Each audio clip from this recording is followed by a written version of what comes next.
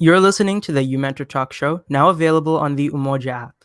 I'm your host, Imran Dharamsi, and on this weekly talk show, we invite professionals and teenagers to take us through their journeys and give us advice.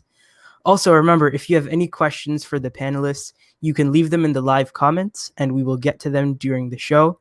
And another related thing, before we start, we wanted to mention a bit about the Inspire platform, which is a new question and answer platform for career advice in our Shia community. As a rising professional, you can ask for great advice from other professionals. And as a mentor, you can give advice to our community's future professionals and also other students. And that is available via the Umoja app and Android and iOS. And one other point about that is that before each show, each uMentor Talk show, if you have that platform, you can put questions for speakers there as well. Today's speaker is Laila Tauqeer. She's a senior at Harvard University studying history of science and Near Eastern studies. And she's also passionate about working with young people to learn about religion and cultivate God-centered love. She is also the co-founder of Marifa Programs, who we featured on our Community Voice show earlier this year. So after this show, we would recommend that you go and watch that. So let's welcome in Laila. Assalamu alaikum, Laila. So nice to have you on the show today. Really nice to be here. It is our honor. So let's start by just, I guess, tell us a bit about yourself. How did you get to studying what you are today? Okay. Okay, I can start from the conversation we had. So yeah. I am a Pakistani American Shia Muslim student. And so I spent the first 12 years of my life in Pakistan, and then my family moved to the United States in 2011. So we've been here since. And as for studying and stuff, once I got into college and moved, so I am from California. So once I moved to the East Coast, I think that was the first time where I was making my own decisions, figuring out life for myself, figuring out exactly what I wanted to do, what kind of person I wanted to be, what I wanted to do with my life in general. I came in as a pre-med student, as one does, right. As a brown person. Came in as a pre-med student, very much wanted to be a doctor. Right. Took some of those, the beginner pre-med classes. But then sophomore year, fall semester, had this realization that a lot of the work that I was doing outside of my classes was community work. It was not STEM. It was not going to hospital and shadowing a doctor and things like that. And had this realization that maybe what I want to do with my life is not be a doctor. Maybe what I want to do is do community work. And at that time, I was already I had declared as a history of science major. It was one of those majors that wasn't heavily STEM, but it was also heavily humanities. So it was a middle ground for me to begin with. And I really enjoyed the subject. So I stuck with that. So you didn't change your major? Sorry, so you didn't change your major at all when you decided not to be pre-med anymore? Okay. No, so I stuck with the major. Sorry, I'm just talking here. No, that's okay. No, very much stuck with the major. I'm still really interested in history of science. It has to do with the production of knowledge, where knowledge comes from, what the history of knowledge is. So I'm really, really, really interested in that, regardless of my career choices. And then I minored in Islamic studies, and that was something that was just out of passion. Really was really interested in studying religion. Am still interested in studying religion. So I stuck with that, but still, had no idea what I wanted to do with my life, because you could do so much with community work. The only thing I was sure of was that I did not want to be a doctor. And I think that was a tough decision to make. And we talked about this earlier, right? Where giving up that meant that there were a lot of questions of was I not good enough for this? Should I really have quit? Am I a quitter now? But I think I also didn't want to live a life where I did something just so I could be I did it. I wanted to do something really I loved. And I think that brought a lot of reassurance that it wasn't necessarily quitting. It was like something I needed to do to get to like to find what I was passionate about. So yeah, it was like a realization that pre-med is not the end all be all of life. Uh, so why community work? Like, I know we didn't really touch on this in the pre-interview, but what drove you to actually pursue that as opposed to, pre-med, for example? So community work. So community work, and specifically community work in the Shia community. So what I'm really interested in is creative religious programming. And I'm like drawn to that because I feel like there's just so many gaps in our community, especially when it comes to young people. I think a lot of times, this like might be controversial, but I think a lot of times God is missing from our centers, from our spaces, from our prayer spaces, from all of those things. And what I think what drew me to this was that like I just really wanted to like bring this love for God in the programming that I do, in the community work that I do, in like the places that I occupy. And I like was not seeing enough of that. So I think a lot of it came from this gap. And like that's where Marifa came from too. Finding out this there wasn't a space for students to like interact intellectually and spiritually with the materials, with like our traditions, with God. So I think that's where a lot of the drive comes from. It's just like I want to learn what it means to love God, and I want to do it with the community. I see. Yeah, no, that's very interesting. And like, what, I guess, started you off on that? I know you said you were doing a lot of extracurriculars that were community work. What was that like flashpoint when you realized that this is what you actually want to pursue as a career? So that, I think I would attribute that to summer 2019. I was interning in Washington, D.C. with Al Hibri Foundation as their grants management intern. So Al Hibri Foundation, they fund Muslim nonprofits in America. So they're really advancing Muslim life in the United States. And like they build capacity and like do funding and all. And I think that was my first introduction to like Muslim organizing in the community. And that's where like I had this realization that this is the work I want to do because of all the gaps and because of all the things that I didn't like, specifically in the Shia community. And a lot of it came because I was like finally like doing research on the Muslim community. I was looking into like the good things and the bad things and how these organizations are run. So yeah, summer 2019 was also where like the idea of Marifa came from. And I think that's what started it all.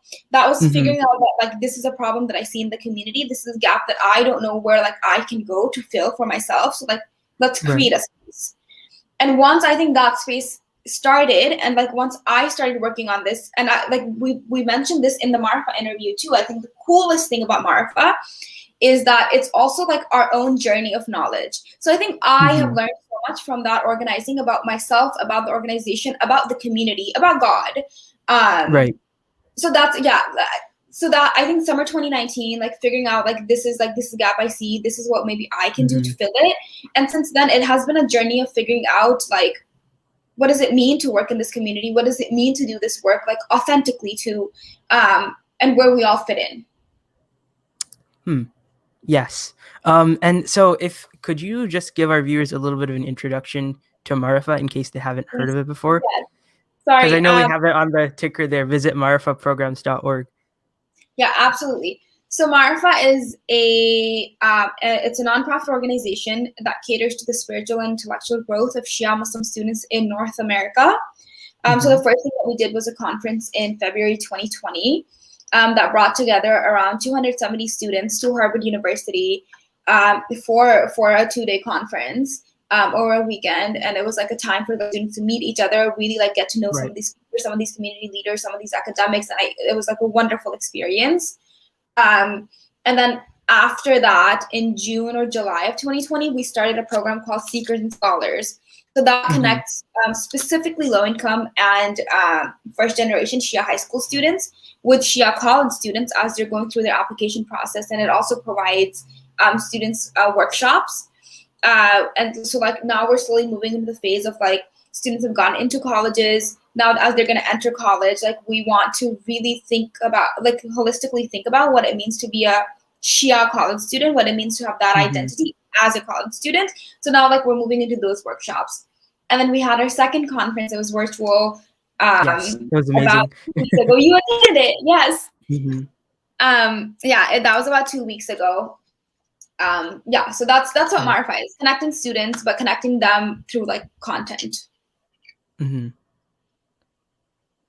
And also, once again, our viewers should all visit marifaprograms.org if they are interested. Yes.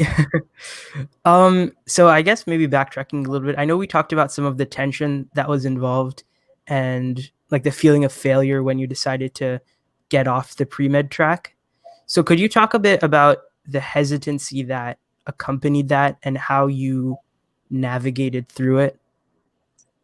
Yeah. So the hesitancy was, as I mentioned earlier, this thing that you kind of, been working your entire little life towards that like I'm gonna be a doctor. Like my mom wants me to be a doctor, my parents want me to be a doctor, so that's what I'm gonna do. And then you get to college, and then you're like, I think there was this realization that this is not something I'm passionate about, but there was just so much hesitance to let it go because it's like, this is what I wanted, or like what I thought I wanted for my life. Right. And then there's also this feeling of failure that, am I quitting because I don't think I'm good enough, or am I quitting because this is not something I want to do? And I think that was something I had to grapple with a lot. And we talked about this. I had a meeting with my advisor, and she said something that has stuck with me since, because I was having all these regrets, and she was like, Laila, you had to go through this process to get to where you're at right now. Like if you maybe hadn't taken these classes, and if you hadn't like entered as a pre-med, maybe you would have had different regrets.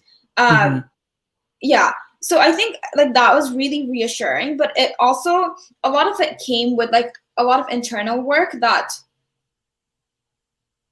and like internal work and like redefining what success means. Success like now to me isn't like being a doctor. Success now is like being a good person, like being the best version that I can be of myself, whether that's in being a doctor or doing like what I do now. I think it was a lot of internal work to just make peace with the fact that it wasn't quitting or it wasn't failure. It was just realizing that that's not the life I want to live. Right. Yeah, definitely. That makes sense. So I guess from the perspective of people who are maybe like applying to college or just beginning college, what advice would you give them to like embark on that process of introspection so that they can decide, like what they really want to do? I know that is a really big question, but Okay, so people who are just like now starting. Yeah, or like people who are applying or they don't really know maybe what they want to study or what they want to do or both. So Okay, I like wrote some of this down because I like spent some time thinking about like what I would have liked to have known. And I think what is most helpful even now, and especially like as you enter these spaces, I think is like learning how to surrender to God, and like trusting God more than like anything. And like, I know this sounds like really preachy, but it's like it's actually like having conversations with God to be like, like he's the best of planners, to guide you to like whatever you want to do. And I think a lot of it has to do with like being okay with not controlling every single aspect of your life, and really like letting yourself explore. I think we oftentimes forget that we are really, really young. And especially as you're entering college, you're like 18 or 19. Even now, like as a 21-year-old person, I'm very young. Like there's so like, I don't want to box myself into anything. And I think that's the mentality that you should start off with. That your life is just now starting. Like now is the time to figure out who you are, and you should be like kind to yourself in that process. And there's no one way of like living, or there's no one way of success. I think it has to come back down to like a lot of times to your internal self. And it's really, really, really tough to do because we live in a society that has these external markers of success, and that pushes us to consider so many other factors. But I think a lot of it has to be internal work, where like as you're entering something new, or like as you're entering college, as you're like leaving college, a lot of it is considering like why do you do what you do? Why are you the way you are? What what kind of person do you want to be? And a lot of it does not have to do with like, oh, like I want to be a doctor. Okay, but that doesn't. What about you as a person?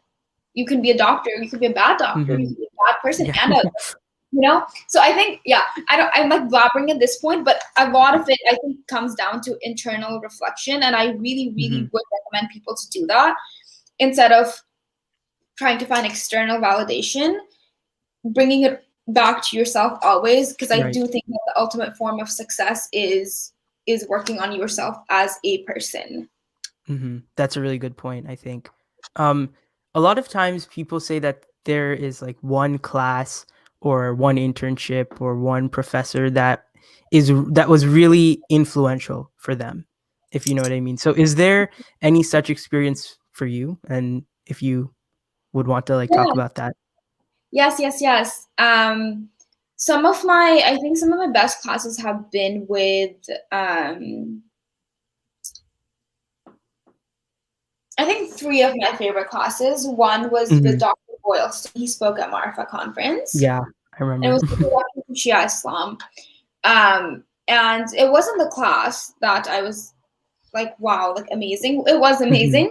But I think it was just the kindness of Professor Boylston. And I think that's where, even in college, it's not generally like you would, I myself am sometimes attracted to like prestige and like prestigious professors and things like that. But oftentimes you find the best mentors in the kindest professors. And so Professor Boylston was that person for me. Then I also took a class with Professor Payam Mohseni. He serves as one of Marifa's advisors. And that's a person that is still a mentor to me. And then as for like other things, I took a class on public speaking last semester. I would like really recommend people to like take some of these like practical cool classes, because like when else are you gonna do it if not now? So I took a class on like public speaking last semester, and like we had to do 3 speeches. And it was like 3 different kinds of speeches. Brown also has this class, by the way. So you should take it. Okay. But it was wonderful. So like some of these practical classes, great. And then like the kindest of professors. Yeah. Also, how about like balancing everything that you have going on? What advice would you have surrounding that? So like classes, internships, research, Marifa, everything. Like, you know. I don't know if I have advice for that. I think that's something I'm figuring out for myself. Yeah, I don't know what balance means. It's a tough spot always. Right. But okay, like juggling all of it. It's juggling all of it, but I think comes down to priorities. I had to learn that the hard way, that it's not about doing 50 million things. It's about being intentional about what you are doing. And I think I've been the most miserable when I'm doing like 6 different things, because like what's the point of like doing 6 different things? Right. There's nothing other than being busy. So yeah, balance is something I'm very much figuring out. And I have no advice for that, other than just that like whatever you do commit yourself to, please be intentional about it. I was not that for 3 years, and it takes away from like your time with your friends. It takes away from your time with your family, with like yourself. It's a lot of just running around aimlessly. And I think COVID slowed me down a bit. So yeah, I think that's I don't know how to balance things myself yet still. But I am slowly learning to be intentional about things that I do take on. I think that's really good advice for for me putting you on the spot there. I okay, we have about 10 minutes left, but I do want to touch on what advice would you have told your former self? I know we sort of already touched on this with um with younger students, but Yeah. yeah, if you could like go back in time, maybe a few years, what advice would you give? Some practical. I think one would be like not to get too stuck on grades. Mm-hmm. Yes, care about them. Right. But like don't. It's unnecessary stress that you don't need in your life. That advice I would give to my younger self. My younger self is going through it. Okay, so this is something that I've been reflecting on a lot lately, Mm-hmm. and I think I would have liked to be kinder to myself. I think oftentimes we're so hard on ourselves, but like in Islam, there's this like the thing you have to work towards is embodying God's names, and we know that one of God's names is like being merciful. And I think we sometimes forget that like we also have to be merciful in our lives, and that means like being like merciful to ourselves and like being compassionate and kind to ourselves. So I think that's something, and I that goes hand in hand with that grades thing too, that like Yeah. we have to be kind to ourselves. Mm-hmm. That and then this is something that's like a very recent development. Like I wish that for the first 2 years or like of my college life and before that, I wish that like, and when we talked about intentions, right, I was intentional. I was a lot more intentional about what I did. Mm-hmm. I Right. wish I sat down and thought about why I do the things that I do. That, and then I also would have loved to like have like things like driven by love. I think that's something I'm figuring out right Mm. now, like what it means to throw yourself in love of like what you do, and like by that like throwing yourself in love of God too. Like if you're doing everything Mm. in everything for God, right? Like you're doing like that's what Islam is, to do everything for God. Every single step that you Mm-hmm. take during the day, it is for God.